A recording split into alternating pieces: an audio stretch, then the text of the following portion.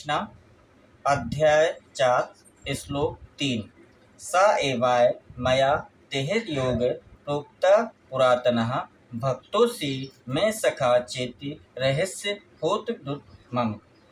अर्थात आज मेरे द्वारा वही यह प्राचीन योग यानी परमेश्वर के साथ अपने संबंध का विज्ञान तुमसे कहा जा रहा है, क्योंकि तुम मेरे भक्त तथा मित्र हो, अतः तुम इस विज्ञान के दिव्य रहस्य को समझ सकते हो। देखिए,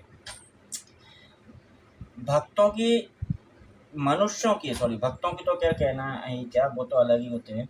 मनुष्यों की जो होती है दो श्रेणियां होती हैं, एक होते हैं भक्त, एक होते हैं अभक्त अर्थात असुर। भक्त जो होते हैं उनकी तो बात ही अलग होती है, निराली होती है। वो तो दुनिया के सबसे अच्छे प्राणी होते हैं, सबसे अच्छे जीव होते हैं। अभक्त जो होते हैं असुर होते हैं। अब आज के कलयुग में क्या है, आज के आपने देखा होगा युग में भगवान ये जानते थे कि मेरे द्वारा ज्ञान को भी लोग तोड़ेंगे, उसे मरोड़ के अपने हिसाब से पेश करेंगे, क्योंकि आज के ज़माने में स्वयं भू भगवान इतने बन चुके हैं जिनका जवाब नहीं है, जो अपने आप को खुद डिक्लेयर कर देते हैं I am a god not anyone. तो वो क्या करते हैं कि इस गीता जी के ज्ञान को भी उन्होंने अपने हिसाब से उनकी टीका लिखी और प्रस्तुत कर दिया।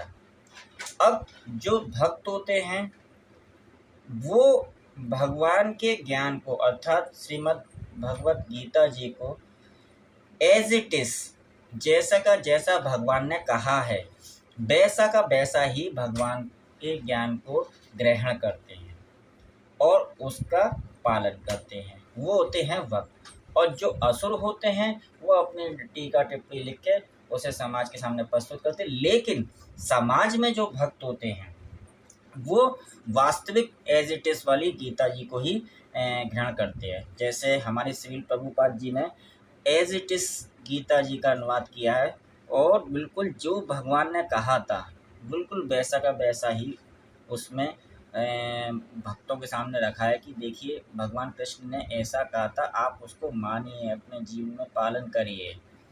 तो कहने का तात्पर्य ये है कि भगवान ने अर्जुन को क्यों चुना, क्योंकि भगवान अर्जुन को अपना मित्र और अपना भक्त दोनों श्रेणियों पे उत्तम मानते थे। अर्थात अर्जुन जो था भगवान का मित्र था और उत्तम श्रेणी का भक्त भी था। जबकि आज के ज़माने में क्या होता है कि अगर हम किसी बड़े आदमी के दोस्त बन जाएं तो फिर हम उसे कुछ नहीं समझते। तो कहने का मतलब ये कि अर्जुन ने यहाँ पे उदाहरण दिया था कि मैं मित्र हूँ लेकिन साथ में एक भक्त हूँ। और उन उदाहरण का भगवान पे क्या प्रभाव पड़ा, भगवान ने उसे भक्त भी माना, मित्र भी माना और अपना सबसे परम ज्ञान उसको प्रदान किया। उसी के द्वारा ही ये ज्ञान आज आगे चलता चला आ रहा है। अर्थात वो ज्ञान वेद व्यास जी से आगे बढ़ता चला गया। तो कहने का मतलब ये है कि भगवान अपने भक्त और अभक्त में अंतर जानते हैं। भक्त पे वो विशेष कृपा करते हैं और अभक्त की लिए उनके पास केवल यही है कि वो भक्ति में लगें और अपने जीवन को सुधारें और भगवत धाम को प्राप्त करने की कोशिश करें। अदरवाइज जीवन उसका व्यर्थ है, कह सकते हैं उसे कि कोई काम का नहीं है।